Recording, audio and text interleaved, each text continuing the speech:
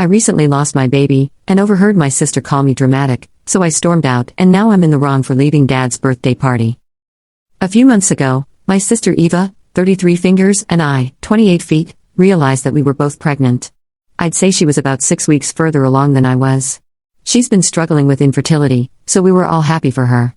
I have an older son, 2 meters, with my husband, 32 meters. Sadly, a couple of weeks ago, I lost my baby. We told my family, and they were all supportive. However, I did sort of pull away from them. They would have tried to avoid discussing Eva's baby around me, but I didn't want to overshadow her, especially since she's wanted this for a long time. I also didn't want to be reminded of my own loss whenever I saw her. So, I haven't been to my parents' place for Sunday dinner since, or really spent time with Eva, which we had been doing a lot before. I replied vaguely to any messages about my absence. It wasn't the best communication from me. Yesterday, my parents were hosting a family dinner for my dad's birthday. I'd been thinking about going because I missed my family, and while, of course, the pain of losing my child has not faded, I'm at a point where I can at least put it a little to the side to be there for my sister and my new niece when she is born. So, I let my family know that we would be coming. However, we had to get a gift for my dad, and then my son had a bit of a tantrum, so we got to my parents' place about an hour late. I wished my dad a happy birthday and then went to the kitchen, where my mom, Eva, and my sisters-in-law were. But before I went in, I heard them say my name, so I stopped. My mom was saying something like, "Well, I guess Op is not coming," and Eva said, "What did you expect? She probably changed her mind and is just staying home again." Honestly, I'm sorry for her, but you would think she was the first woman to ever lose a kid. And it's not even her first kid. They then kept talking about other things, but I just wanted to leave. I went and got my husband, who was with my brother-in-law, dad, and brothers in the living room.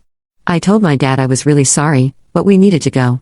They all protested, but my husband could see how upset I was, so he didn't argue. We got my son and left. When we got home, I just kind of cried for a while. My husband asked me what happened, and I told him. He was angry that she said that, but thought we shouldn't have abruptly left because my dad had been looking forward to seeing us, and my son missed his cousins. After this, I was feeling conflicted. Later, my brother texted me saying my dad had been really upset about us leaving and brought it up at dinner, which caused a whole fight because my mom and Eva realized that I must have heard them talking, and my dad was mad about it. My brother said that it was pretty bad, and he wished I had just stayed so none of it would have happened. Obviously, Eva didn't mean for me to hear that. They were all just frustrated that I'd been AWOL for so long. Now I feel bad because I didn't mean to ruin dinner.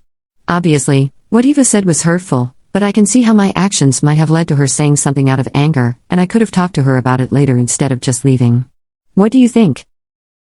Edit. Here is some extra context. My family is the type to just drop by each other's places and see one another multiple times throughout the week besides just Sunday dinner. Lately, I've been kind of fielding off any requests for people to visit. I just want to, I guess, emphasize how close my family is and how abnormal it is for me to not be seeing them regularly even for a little bit. I haven't been ghosting them, but I just text them saying, I'm not feeling up to it, for dinner and kind of leave it there. My sister and my mom have always been closer to each other, as have me and my dad. Additionally, my brothers are closer to her since they're all closer in age. I mentioned this in a comment, but we didn't text anyone saying we were going to be late since my family is usually pretty lax about time. My husband and I usually show up early, though, so it's unusual for us to be late, which might have been why they thought we weren't coming. Also, my son was continuing to be a handful all the way there, so that kept us busy, and we kind of didn't think about notifying anyone.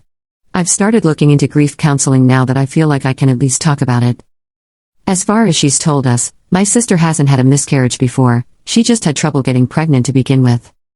From what my brother told me, my sister and mom didn't admit to saying anything. They just kind of looked at each other once my dad mentioned me leaving, and he noticed and asked about it. Then one of my sisters-in-law, who was also in the kitchen, my other brother's wife, mentioned what they said, and my dad got mad. My other brother was also apparently angry with them, and it just turned into my mom and sister trying to defend themselves, my dad and other brother yelling, and my brother, who texted me, trying to stay out of it. Relevant comments. Comment 1. Grief has no time limit. Recovery from a miscarriage is difficult because of hormones, pain, and emotional suffering. The fact that your family thinks you needed to suck it up and get over it is ridiculous. It sounds like they're more focused on your sister finally getting pregnant and expect you to do the same. It's like, how dare you make your miscarriage about yourself? Don't you know your sister's pregnant? So your sister, who has struggled with infertility, Finally gets pregnant and decides a miscarriage is no big deal because it happens all the time, and you already have a kid. Your brother is upset because the family fight wouldn't have happened if you had just sucked it up and stayed? No consequences for your mom and sister? I'm sorry, but hell no.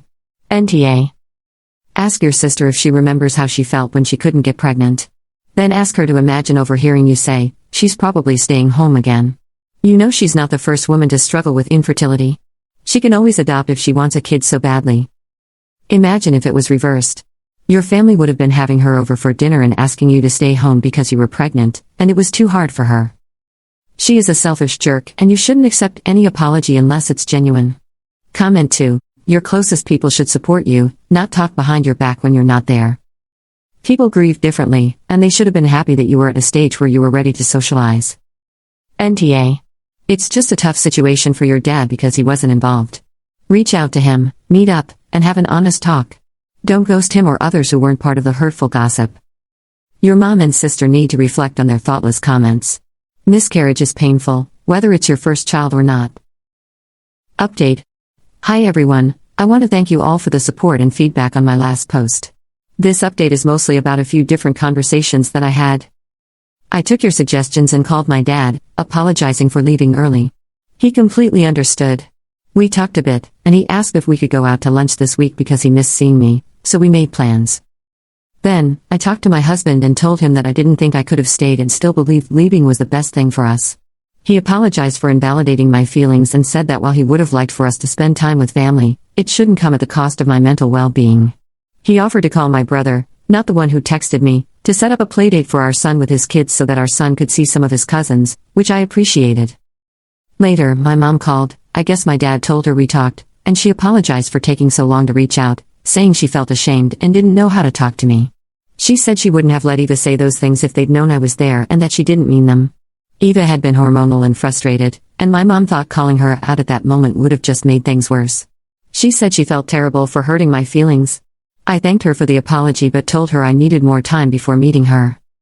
After this, Eva texted me, and I wanted to hear her out, so I called her. She apologized profusely and emphasized that she didn't mean what she said and deeply regretted saying it, attributing it to the same reasons my mom had mentioned. Apparently, she and Bill also had a big fight about it when they got home, which delayed her reaching out to me. We had a long conversation during which she confessed that she had experienced a few early miscarriages before they even told us she was pregnant. She explained that she had felt like she had to keep smiling through it, which made her slightly resent how I was handling my situation. I told her that I was hurting and keeping my distance to allow her to enjoy her pregnancy. She felt bad for misunderstanding and assuming I was shutting everyone out. I assured her that this wasn't the case, I just hadn't let anyone in, and with her being pregnant, it was particularly tough for me. I wished her luck but told her I hoped she could understand why I didn't think I could be there with her right now. She was sad but agreed. We talked more, and by the end, things felt better. I texted my family group chat with a long message explaining how I was feeling and why I would be taking some space from family meetups. I feel I need it after everything that happened. While the apologies have eased my mind, and I can see myself forgiving them in the future, I am still hurting. For now, I believe I need to spend time with my husband and son and work through my grief with a professional. Thank you all again for listening to this, and I hope this answers your questions about what happened next. Wishing you all a fantastic day.